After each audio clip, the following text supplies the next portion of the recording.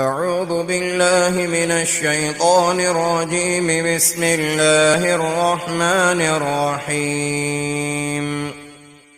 أتل ما أوحي إليك من الكتاب وأقم الصلاة إن الصلاة تنهى عن الفحشاء والمنكر ولذكر الله أكبر والله يعلم ما تصنعون.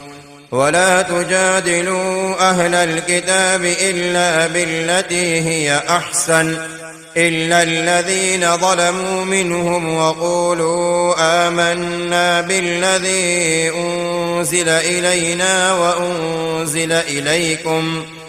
وأنزل إليكم وإلهنا وإلهكم واحد ونحن له مسلمون.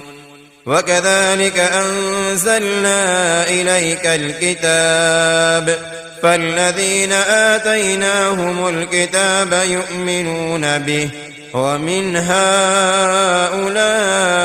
من يؤمن به وما يجحد بآياتنا إلا الكافرون. وما كنت تتلو من قبله من كتاب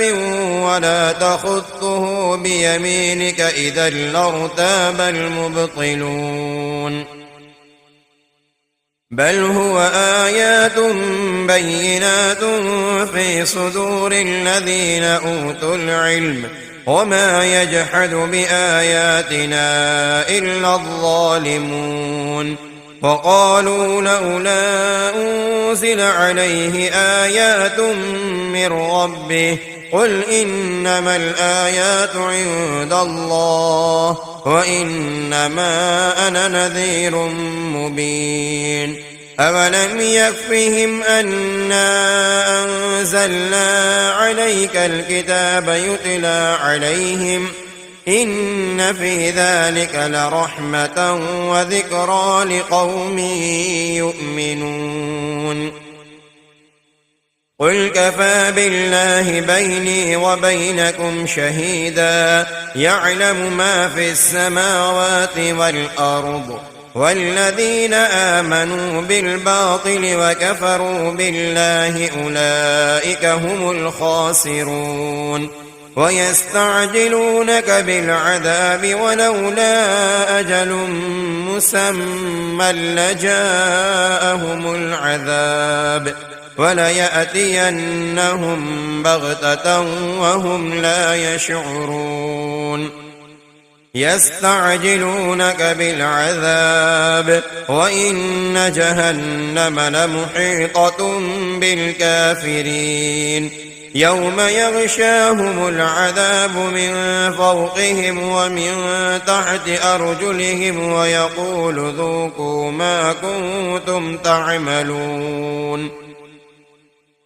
يا عبادي الذين آمنوا إن أرضي واسعة فإياي فاعبدون. كل نفس ذائقة الموت ثم إلينا ترجعون. والذين آمنوا وعملوا الصالحات لنبوئنهم من الجنة غرفا تجري من تحتها الأنهار خالدين فيها نعم أجر العاملين الذين صبروا وعلى ربهم يتوكلون. وكأين من دابة لا تحمل رزقها الله يرزقها وإياكم وهو السميع العليم. ولئن سألتهم من خلق السماوات والأرض وسخر الشمس والقمر ليقولن الله فأنى يؤفكون. الله يبسط الرزق لمن يشاء من عباده ويقدر له إن الله بكل شيء عليم. ولئن سألتهم من نزل من السماء ماء فأحيا به الأرض من بعد موتها ليقولن الله قل الحمد لله بل أكثرهم لا يعقلون وما هذه الحياة الدنيا إلا لهو ولعب وإن الدار الآخرة لهي الحيوان لو كانوا يعلمون فإذا ركبوا في الفلك دعوا الله مخلصين له الدين فلما نجاهم إلى البر إذا هم يشركون ليكفروا بما آتيناهم وليتمتعوا فسوف يعلمون أولم يروا أنا جعلنا حرما آمنا ويتخطف الناس من حولهم أفبالباطل يؤمنون وبنعمة الله يكفرون ومن أظلم ممن افترى على الله كذبا أو كذب بالحق لما جاءه أليس في جهنم مثوى للكافرين والذين جاهدوا فينا لنهدينهم سبلنا وإن الله لمع المحسنين بسم الله الرحمن الرحيم ألف لام ميم غلبت الروم في أدنى الأرض وهم من بعد غلبهم سيغلبون في بضع سنين لله الأمر من قبل ومن بعد ويومئذ يفرح المؤمنون بنصر الله ينصر من يشاء وهو العزيز الرحيم وعد الله لا يخلف الله وعده ولكن أكثر الناس لا يعلمون ظاهرا من الحياة الدنيا وهم عن الآخرة هم غافلون أولم يتفكروا في أنفسهم ما خلق الله السماوات والأرض وما بينهما إلا بالحق وأجل مسمى وإن كثيرا من الناس بلقاء ربهم لكافرون أولم يسيروا في الأرض فينظروا كيف كان عاقبة الذين من قبلهم كانوا أشد منهم قوة وأثاروا الأرض وعمروها أكثر مما عمروها وجاءتهم رسلهم بالبينات فما كان الله ليظلمهم ولكن كانوا أنفسهم يظلمون ثم كان عاقبة الذين أساءوا السوء أن كذبوا بآيات الله وكانوا بها يستهزئون الله يبدأ الخلق ثم يعيده ثم إليه ترجعون ويوم تقوم الساعة يبلس المجرمون ولم يكن لهم من شركائهم شفعاء وكانوا بشركائهم كافرين ويوم تقوم الساعة يومئذ يتفرقون فأما الذين آمنوا وعملوا الصالحات فهم في روضة يحبرون وأما الذين كفروا وكذبوا بآياتنا ولقاء الآخرة فأولئك في العذاب محضرون فسبحان الله حين تمسون وحين تصبحون وله الحمد في السماوات والأرض وعشيا وحين تظهرون يخرج الحي من الميت ويخرج الميت من الحي ويحيي الأرض بعد موتها وكذلك تخرجون ومن آياته أن خلقكم من تراب ثم إذا أنتم بشر تنتشرون ومن آياته أن خلق لكم من أنفسكم أزواجا لتسكنوا إليها وجعل بينكم مودة ورحمة إن في ذلك لآيات لقوم يتفكرون ومن آياته خلق السماوات والأرض واختلاف ألسنتكم وألوانكم إن في ذلك لآيات للعالمين ومن آياته منامكم بالليل والنهار وابتغاؤكم من فضله إن في ذلك لآيات لقوم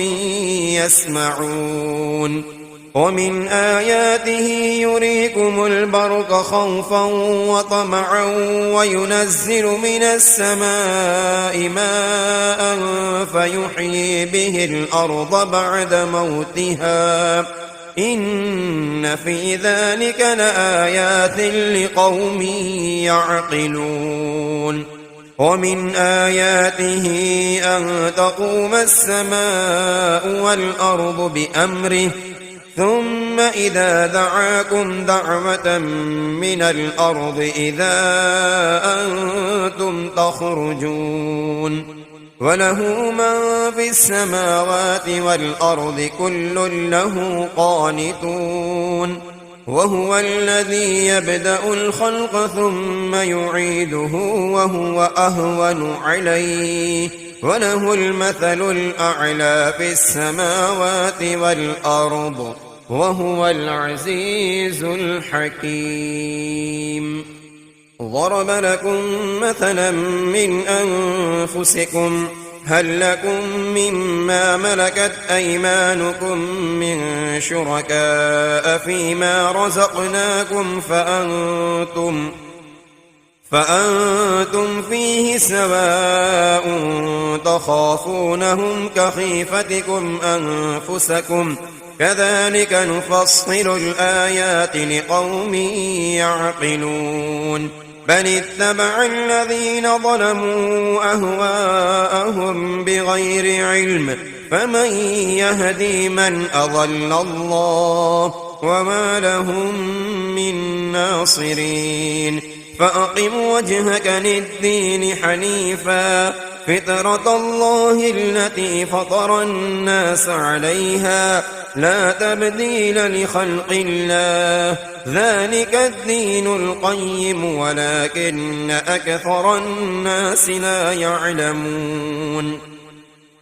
منيبين إليه واتقوه وأقيموا الصلاة ولا تكونوا من المشركين من الذين فرقوا دينهم وكانوا شيعا كل حزب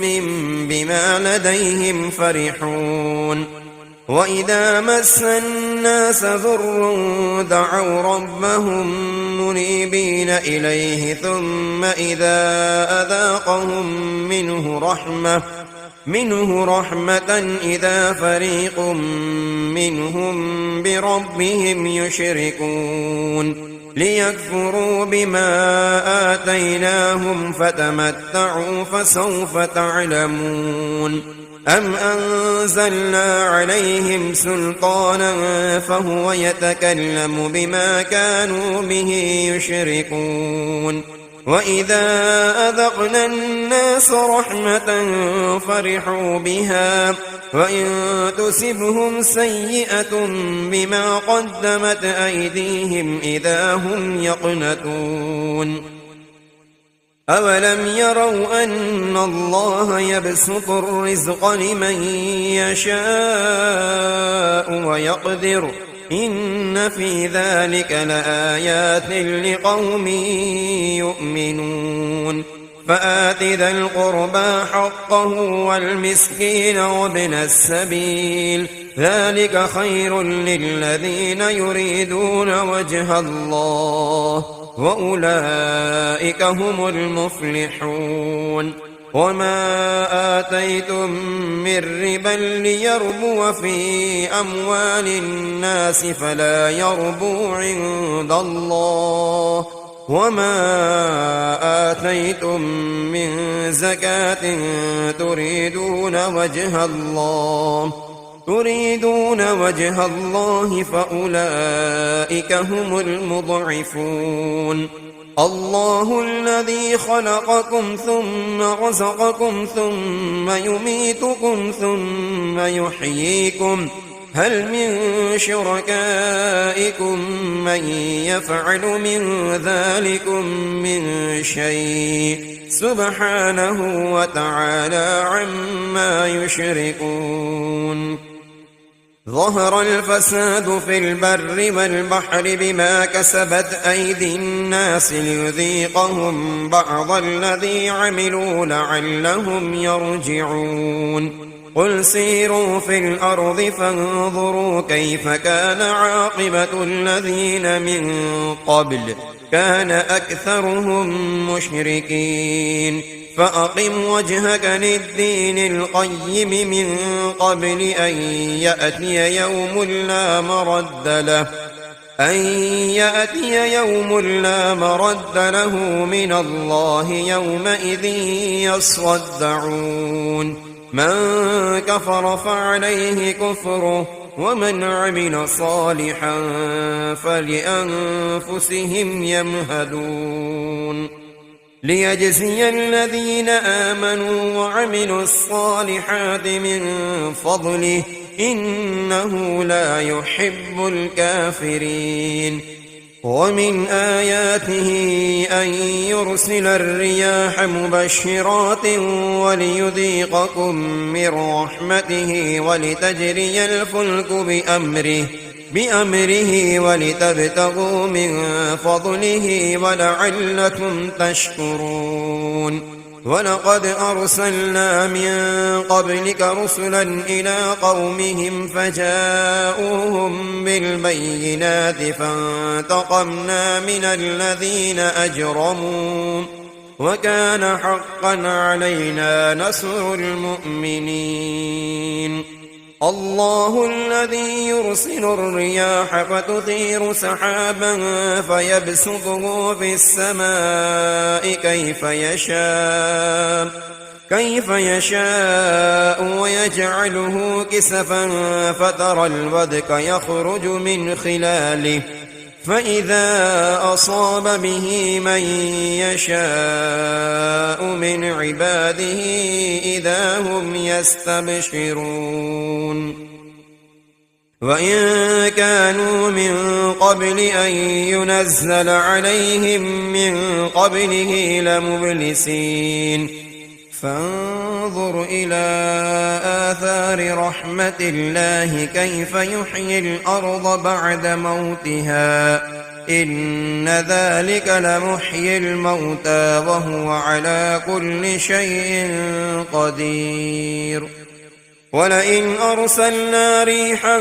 فرأوه مصفرا لظلوا من بعده يكفرون فإنك لا تسمع الموتى ولا تسمع السم الدعاء إذا ولوا مدبرين وما أنت بهاد العمي عن ضلالتهم إن تسمع إلا من يؤمن بآياتنا فهم مسلمون الله الذي خلقكم من ضعف ثم جعل من بعد ضعف قوة ثم جعل من بعد قوة ضعفا وشيبة يخلق ما يشاء وهو العليم القدير ويوم تقوم الساعة يقسم المجرمون ما لبثوا غير ساعة كذلك كانوا يؤفكون وقال الذين أوتوا العلم والإيمان لقد لبثتم في كتاب الله إلى يوم البعث فهذا يوم البعث ولكنكم كنتم لا تعلمون فيومئذ لا ينفع الذين ظلموا معذرتهم ولا هم يستعتبون ولقد ضربنا للناس في هذا القرآن من كل مثل ولئن جئتهم بآية ليقولن الذين كفروا إن أنتم إلا مبطلون كذلك يطبع الله على قلوب الذين لا يعلمون فاصبر إن وعد الله حق ولا يستخفنك الذين لا يوقنون بسم الله الرحمن الرحيم ألف لام ميم تلك آيات الكتاب الحكيم هدى ورحمة للمحسنين الذين يقيمون الصلاة ويؤتون الزكاة وهم بالآخرة هم يوقنون أولئك على هدى من ربهم وأولئك هم المفلحون ومن الناس من يشتري لهو الحديث ليضل عن سبيل الله بغير علم ويتخذها هزوا أولئك لهم عذاب مهين وإذا تتلى عليه آياتنا ولى مستكبرا كأن لم يسمعها كأن في أذنيه وقرا فبشره بعذاب أليم إن الذين آمنوا وعملوا الصالحات لهم جنات النعيم خالدين فيها وعد الله حقا وهو العزيز الحكيم خلق السماوات بغير عمد ترونها وألقى في الأرض رواسي أن تميد بكم وبث فيها من كل دابة وأنزلنا من السماء ماء فأنبتنا فيها من كل زوج كريم هذا خلق الله فأروني ماذا خلق الذين من دونه بل الظالمون في ضلال مبين ولقد آتينا لقمان الحكمة أن اشكر لله ومن يشكر فإنما يشكر لنفسه ومن كفر فإن الله غني حميد وإذ قال لقمان لابنه وهو يعظه يا بني لا تشرك بالله إن الشرك لظلم عظيم ووصينا الإنسان بوالديه حملته أمه وهنا على وهن وفصاله في عامين أن اشكر لي ولوالديك إلي المصير وإن جاهداك على أن تشرك بي ما ليس لك به علم فلا تطعهما وصاحبهما في الدنيا معروفا واتبع سبيل من أناب إلي ثم إلي مرجعكم فأنبئكم بما كنتم تعملون يا بني إنها إن تك مثقال حبة من خردل فتكن في صخرة أو في السماوات أو في الأرض يأت بها الله إن الله لطيف خبير يا بني أقم الصلاة وأمر بالمعروف وانه عن المنكر واصبر على ما أصابك إن ذلك من عزم الأمور ولا تسعر خدك للناس ولا تمش في الأرض مرحا إن الله لا يحب كل مختال فخور واقصد في مشيك واغضض من صوتك إن أنكر الأصوات لصوت الحمير ألم تروا أن الله سخر لكم ما في السماوات وما في الأرض وأسبغ عليكم نعمه ظاهرة وباطنة ومن الناس من يجادل في الله بغير علم ولا هدى ولا كتاب منير وإذا قيل لهم اتبعوا ما أنزل الله قالوا بل نتبع ما وجدنا عليه آباءنا أولو كان الشيطان يدعوهم إلى عذاب السعير ومن يسلم وجهه إلى الله وهو محسن فقد استمسك بالعروة الوثقى وإلى الله عاقبة الأمور ومن كفر فلا يحزنك كفره إلينا مرجعهم فننبئهم بما عملوا إن الله عليم بذات الصدور نمتعهم قليلا ثم نضطرهم إلى عذاب غليظ ولئن سألتهم من خلق السماوات والأرض ليقولن الله قل الحمد لله بل أكثرهم لا يعلمون لله ما في السماوات والأرض إن الله هو الغني الحميد ولو أن ما في الأرض من شجرة أقلام والبحر يمده من بعده 7 أبحر ما نفدت كلمات الله إن الله عزيز حكيم ما خلقكم ولا بعثكم إلا كنفس واحدة إن الله سميع بصير ألم تر أن الله يولج الليل في النهار ويولج النهار في الليل وسخر الشمس والقمر كل يجري إلى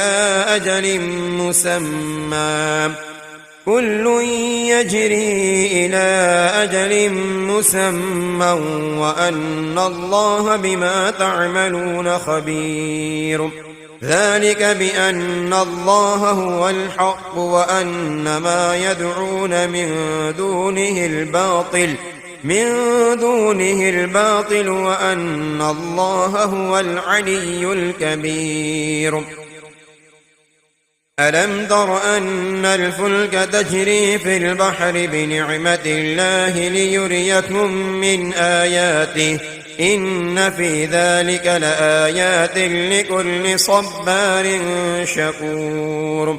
وإذا غشيهم موج كالظلل دعوا الله مخلصين له الدين فلما نجاهم إلى البر فمنهم مقتصد وما يجحد بآياتنا إلا كل ختار كفور يا أيها الناس اتقوا ربكم واخشوا يوما لا يجزي والد عن ولده ولا مولود هو جاز عن والده شيئا إن وعد الله حق فلا تغرنكم الحياة الدنيا ولا يغرنكم بالله الغرور إن الله عنده علم الساعة وينزل الغيث ويعلم ما في الأرحام وما تدري نفس ماذا تكسب غدا وما تدري نفس بأي أرض تموت إن الله عليم خبير بسم الله الرحمن الرحيم ألف لام ميم تنزيل الكتاب لا ريب فيه من رب العالمين أم يقولون افتراه بل هو الحق من ربك لتنذر قوما ما أتاهم من نذير من قبلك لعلهم يهتدون الله الذي خلق السماوات والأرض وما بينهما في 6 أيام ثم استوى على العرش ما لكم من دونه من ولي ولا شفيع أفلا تتذكرون يدبر الأمر من السماء إلى الأرض ثم يعرج إليه في يوم كان مقداره 1000 سنة مما تعدون ذلك عالم الغيب والشهادة العزيز الرحيم الذي أحسن كل شيء خلقه وبدأ خلق الإنسان من طين ثم جعل نسله من سلالة من ماء مهين ثم صواه ونفخ فيه من روحه وجعل لكم السمع والأبصار والأفئدة قليلا ما تشكرون وقالوا أئذا ضللنا في الأرض أئنا لفي خلق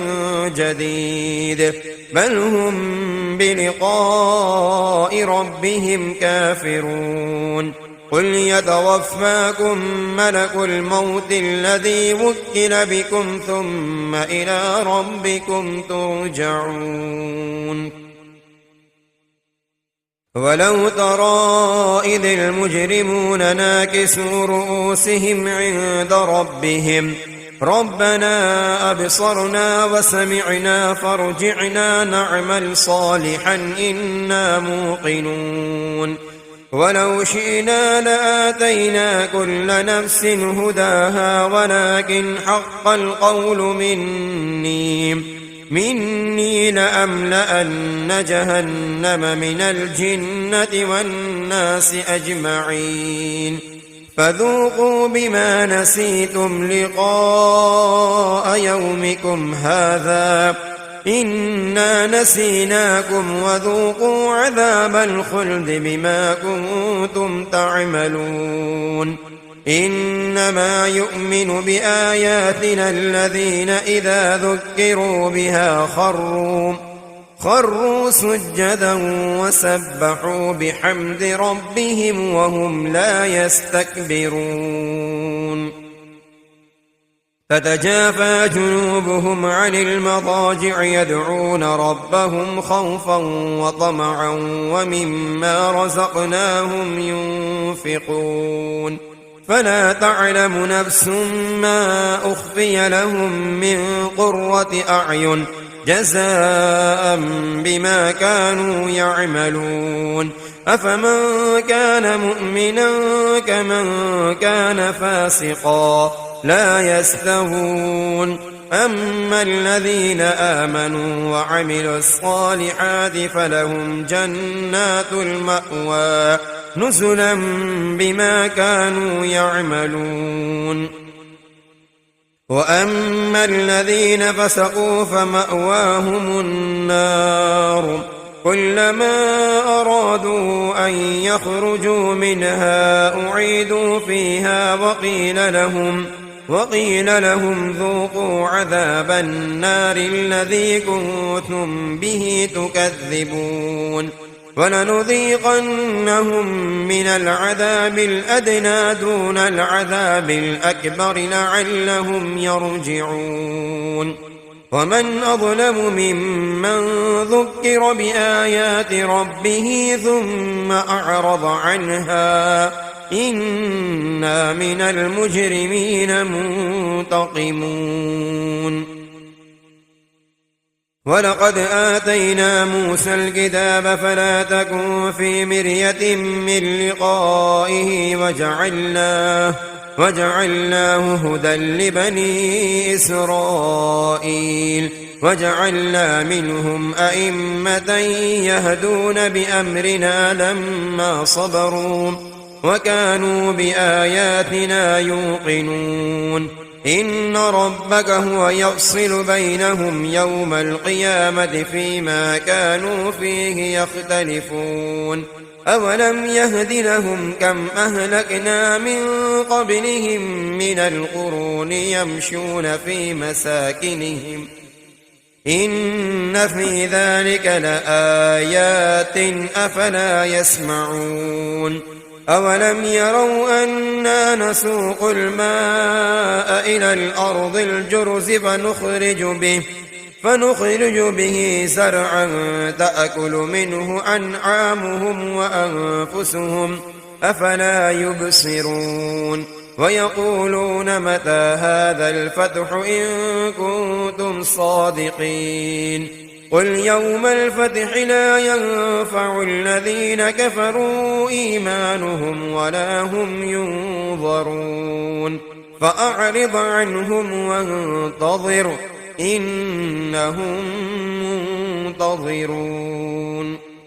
بسم الله الرحمن الرحيم يا أيها النبي اتق الله ولا تطع الكافرين والمنافقين إن الله كان عليما حكيما واتبع ما يوحى إليك من ربك إن الله كان بما تعملون خبيرا وتوكل على الله وكفى بالله وكيلا ما جعل الله لرجل من قلبين في جوفه وما جعل أزواجكم اللائي تظاهرون منهن أمهاتكم وما جعل أدعياءكم أبناءكم ذلكم قولكم بأفواهكم والله يقول الحق وهو يهدي السبيل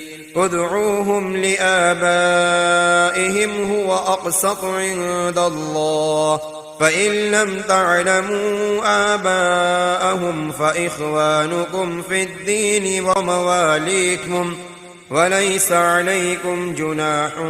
فيما أخطأتم به ولكن ما تعمدت قلوبكم وكان الله غفورا رحيما النبي أولى بالمؤمنين من أنفسهم وأزواجه أمهاتهم وأولو الأرحام بعضهم أولى ببعض في كتاب الله من المؤمنين والمهاجرين إلا أن تفعلوا إلى أوليائكم معروفا كان ذلك في الكتاب مسطورا وإذ أخذنا من النبيين ميثاقهم ومنك ومن نوح وإبراهيم وموسى وعيسى بن مريم وأخذنا منهم ميثاقا غليظا ليسأل الصادقين عن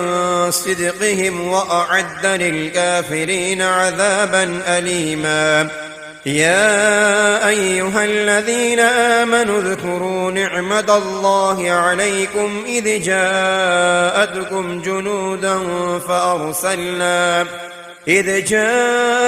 جنود فأرسلنا عليهم ريحا وجنودا لم تروها وكان الله بما تعملون بصيرا. إذ جاءوكم من فوقكم ومن أسفل منكم وإذ زاغت الأبصار وبلغت القلوب الحناجر وتظنون بالله الظنونا. هنالك ابتلي المؤمنون وزلزلوا زلزالا شديدا. وإذ يقول المنافقون والذين في قلوبهم مرض ما وعدنا الله ورسوله إلا غرورا. وإذ قالت طائفة منهم يا أهل يثرب لا مقام لكم فارجعوا ويستأذن فريق منهم النبي يقولون إن بيوتنا عورة وما هي بعورة إن يريدون إلا فرارا. ولو دخلت عليهم من أقطارها ثم سئلوا الفتنة لآتوها وما تلبثوا بها إلا يسيرا.